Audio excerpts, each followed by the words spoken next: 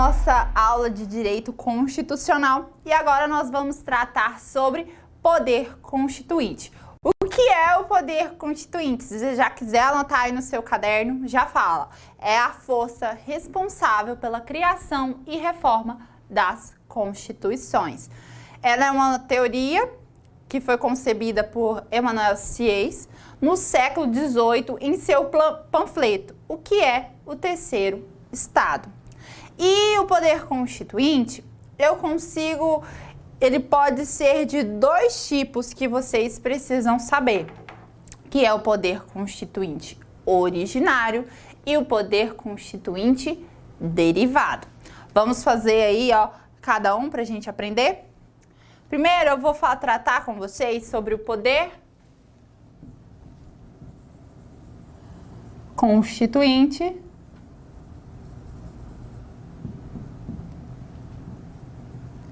originário.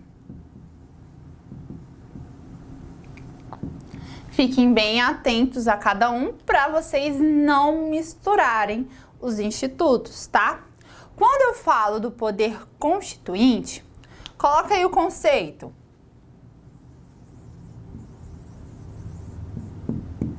Ele é o responsável, é aquele que cria uma constituição, rompendo definitivamente com o ordenamento jurídico anterior, criando um novo Estado. Querem anotar aí, ó? Ele faz ou cria uma nova Constituição,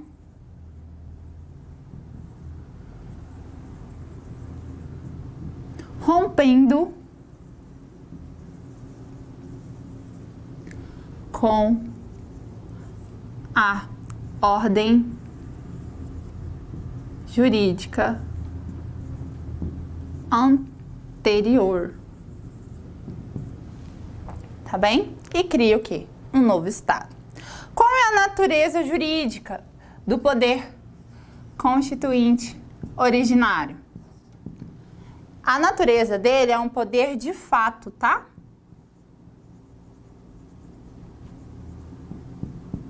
Por que um poder de fato?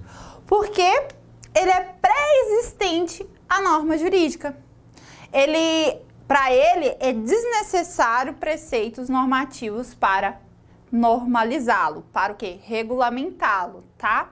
Por isso que eu falo que também é uma natureza pré-jurídica. Depois, a sua titularidade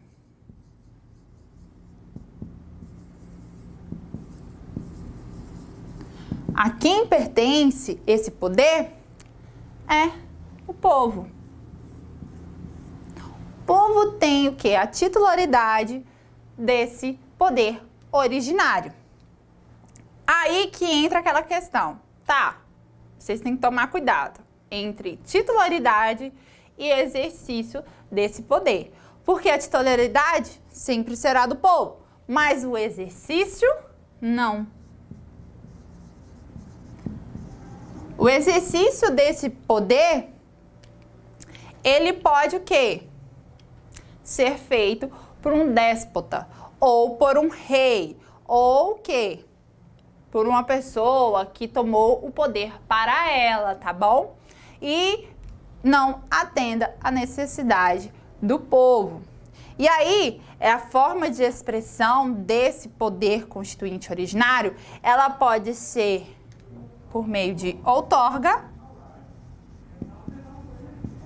Quando eu falo de outorga, eu falo que é a declaração unilateral do detentor do poder e por meio de uma promulgação. Quando eu falo de promulgação, eu falo de participação popular e de uma Assembleia Nacional Constituinte, tá bem? Por isso que eu falo, titularidade e exercício são bem diferentes. Até porque em regimes militares, em regimes ditatoriais, o povo será o titular. Só que o exercício vai ser de quem? De quem detém o poder. Aí eu vou falar que é uma Constituição o quê? Outorgada, tá? E na Assembleia Nacional Constituinte, a titularidade é do povo, o exercício é por meio do povo e eu tenho uma Assembleia Nacional. E quais são as características aí desse poder?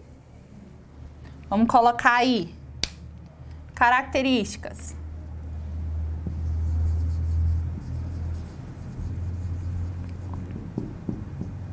Vocês têm que ficar bem atentos às características do poder constituinte originário. Qual é a primeira? Ele é inicial. Quando eu falo que o poder constituinte originário ele é inicial, é porque ele faz o quê? Ele antecede e origina a norma jurídica de quem? Do Estado. Daí a sua natureza pré-jurídica. Lembra que eu falei que ele é um poder de fato? Então, por isso que ele tem a sua característica de ser inicial. Depois, ele é autônomo. Quando eu falo que ele é autônomo, a estrutura da nova Constituição será determinada autonomamente por quem exerce o poder constituinte originário. Depois, incondicional.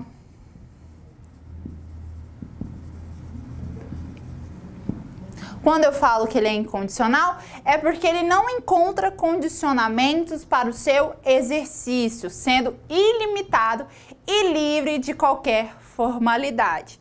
E depois, permanente,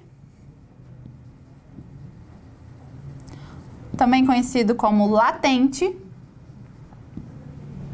que mesmo após eu exercer esse poder constituinte originário, ele fica adormecido e a partir do momento que eu quiser, eu posso acioná-lo novamente, porque ele é atemporal, contínuo e eu posso acioná-lo a qualquer momento, tá? E aí, esse poder constituinte originário, ele subdivide-se. Ixi, vai ficar bem complicado aqui agora. Vamos apagar? Apaga aqui, como eu falei. Se precisar, dá uma pausa no vídeo, anota pra gente continuar. Poder constituinte originário, ele vai se dividir em... Isso aqui é o originário, tá? Ele será dividido em poder constituinte histórico e poder constituinte revolucionário.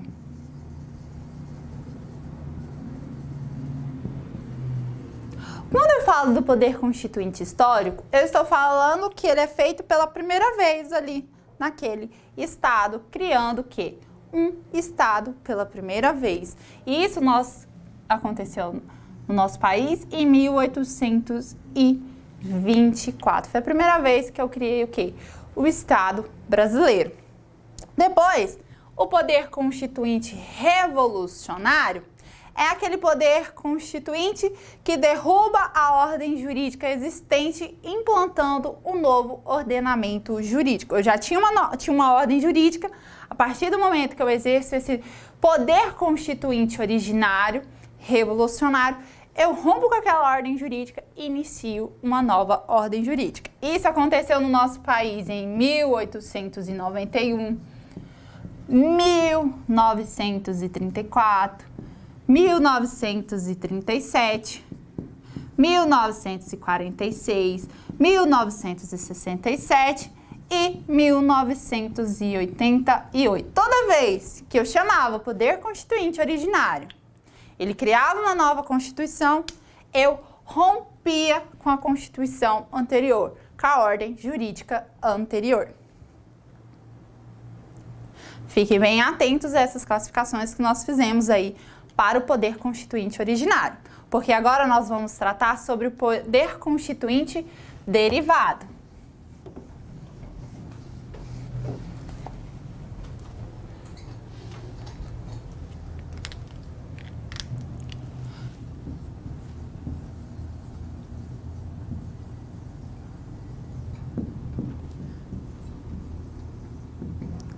Poder constituinte derivado,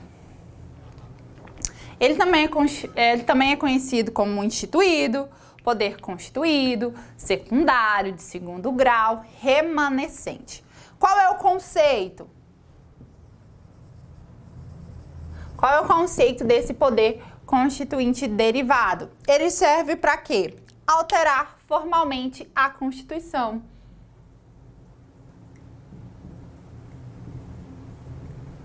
Constituição. E qual é a natureza jurídica dele? A natureza dele é o quê? Um poder de direito.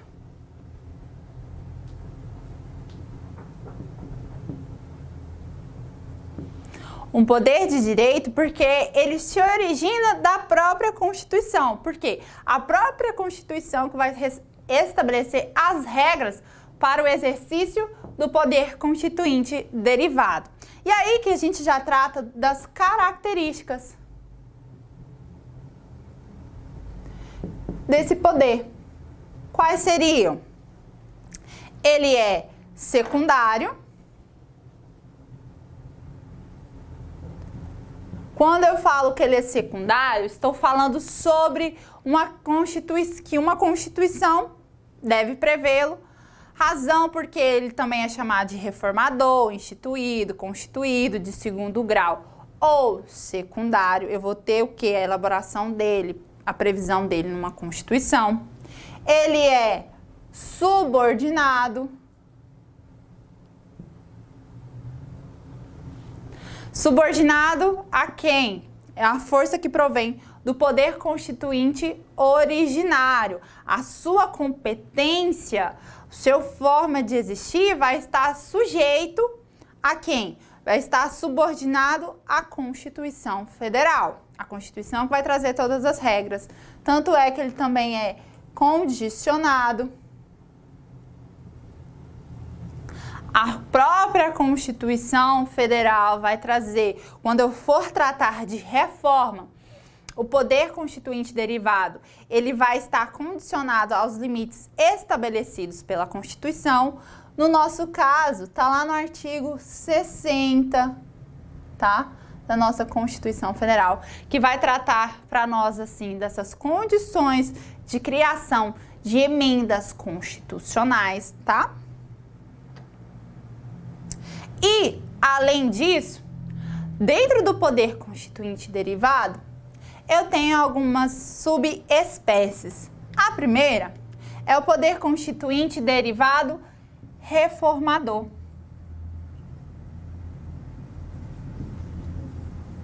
Quando eu falo do poder constituinte reformador, eu estou falando daquele que modifica a Constituição por meio das emendas constitucionais, tá? Reformador, eu modifico a Constituição por meio das emendas constitucionais.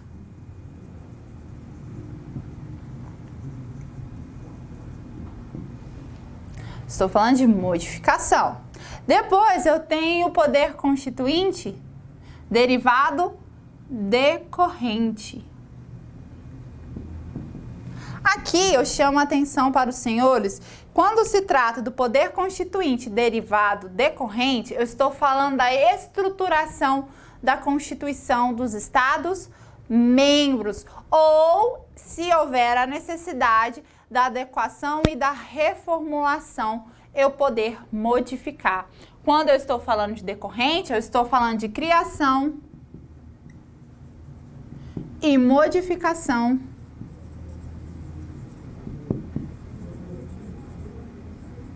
das constituições estaduais.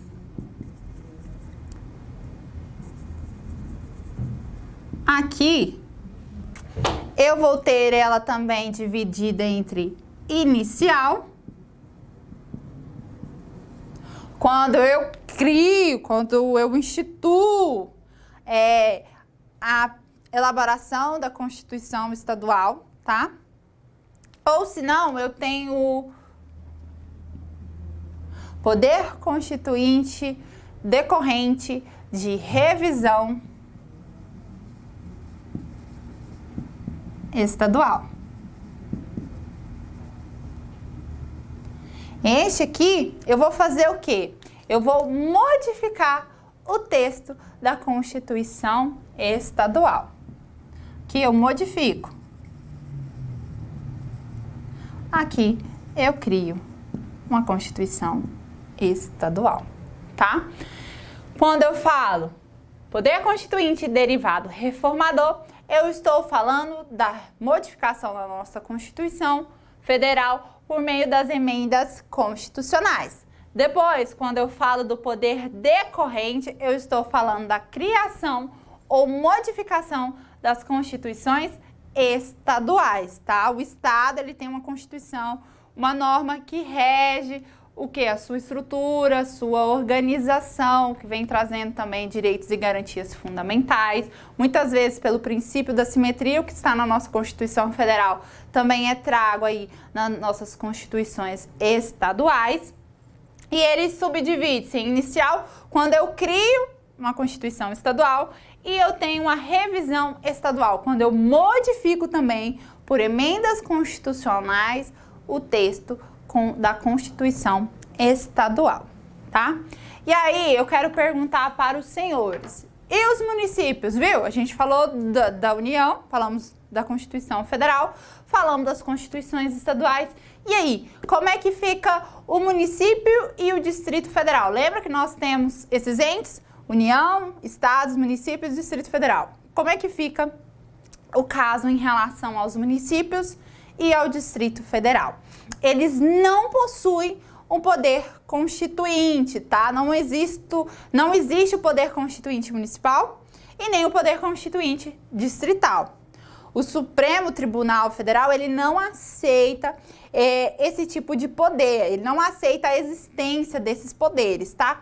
O que acontece no âmbito municipal? No âmbito municipal, a competência legislativa é exercida pela Câmara dos Vereadores para criar a Lei Orgânica Municipal. E ela vai estar o quê?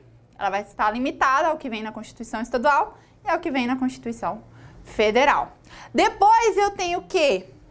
Em relação ao Distrito Federal, novamente, eu não posso falar que eu tenho poder constituinte distrital. Eu tenho uma competência legislativa do Distrito Federal para também criar o quê? A sua lei orgânica, que é competência da Câmara Legislativa. Então, recapitulando, município e o Distrito Federal, eu não tenho o poder constituinte. Isso não é aceito pelo Supremo Tribunal Federal. Tranquilos? Vamos continuar aí? Vamos resolver agora questões do poder constituinte para vocês verem como as bancas cobram essa matéria dos senhores aí, tá?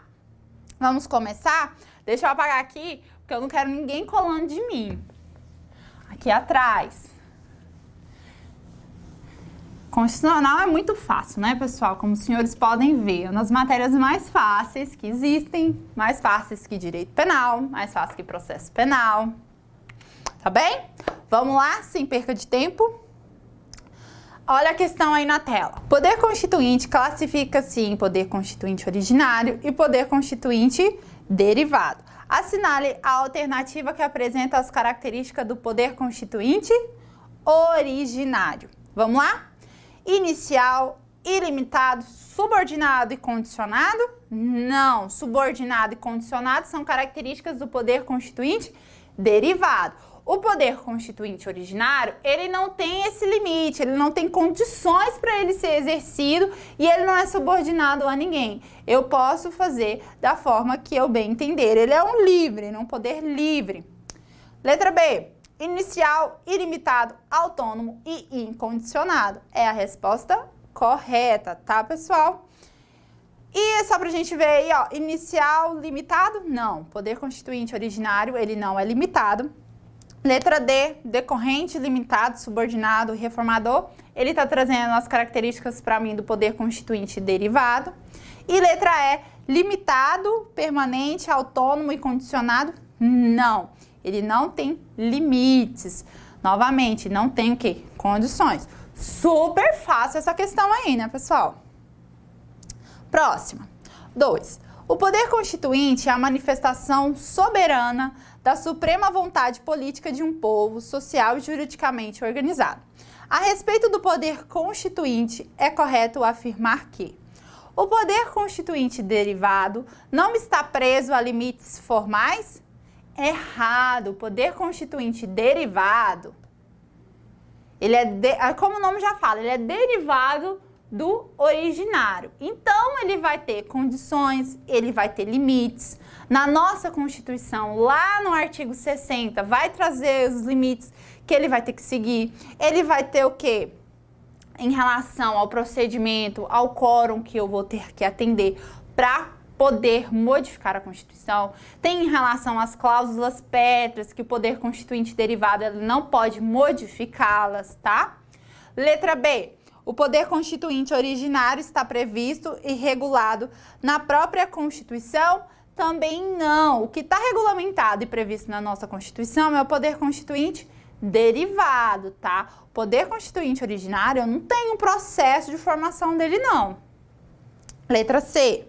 O poder constituinte derivado pode se manifestar na criação do novo Estado ou na refundição de um Estado? A resposta também está errada. Depois, letra D. O poder constituinte originário pode ser reformador e revisor?